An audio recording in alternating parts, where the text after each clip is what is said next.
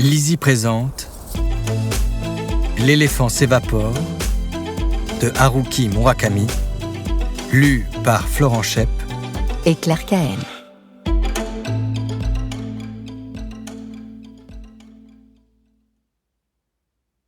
L'oiseau à ressort et les femmes du mardi.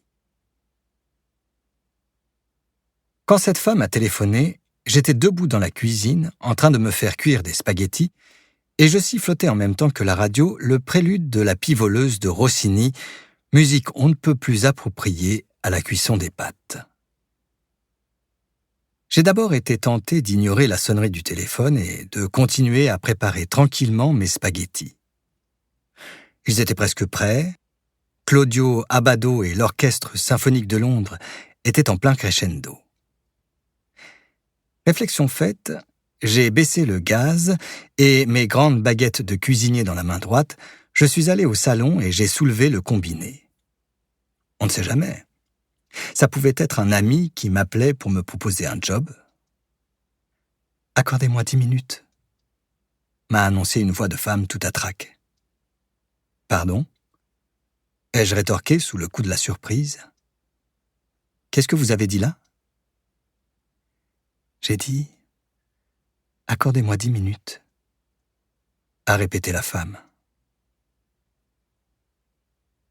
Je ne me souvenais pas d'avoir jamais entendu cette voix. J'ai une confiance quasi absolue en ma capacité à reconnaître les voix. Je ne pouvais pas me tromper. Cette femme m'était totalement inconnue.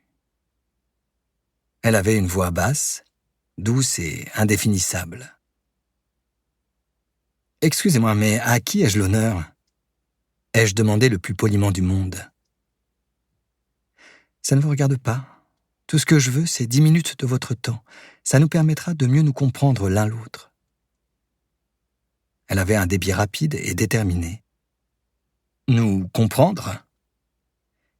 Émotionnellement parlant, a-t-elle répondu succinctement.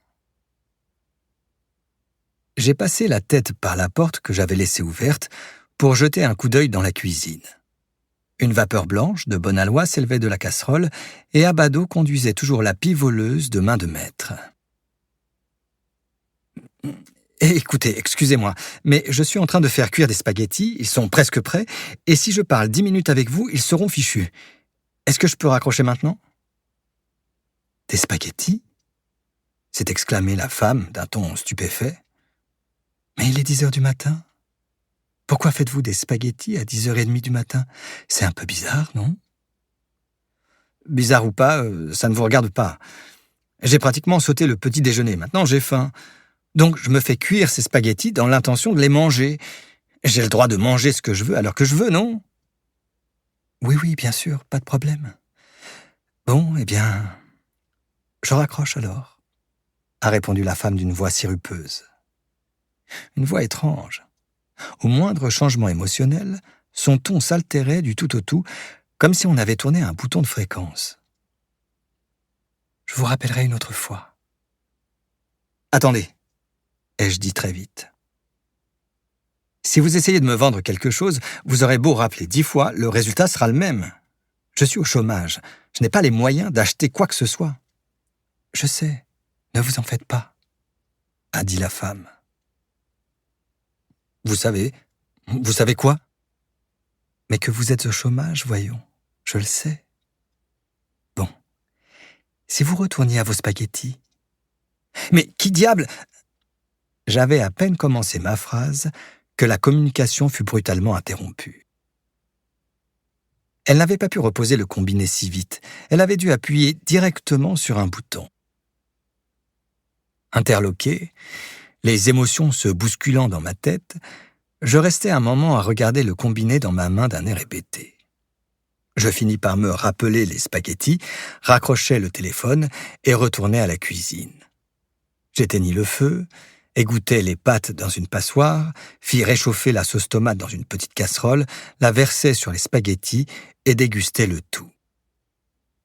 À cause de cet absurde coup de téléphone, mes spaghettis n'étaient plus al dente, mais ça ne serait pas dramatique.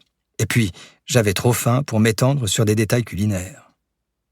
Je me remplis la panse de ces 250 grammes de pâtes sans en laisser une seule, tout en écoutant la musique que déversait la radio.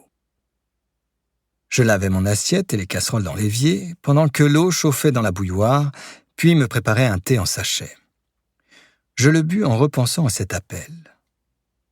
Nous comprendre l'un l'autre. Nous espérons que vous avez apprécié cet aperçu. Pour continuer à écouter ce livre audio sur Google Play Livres, utilisez le lien dans la description de la vidéo.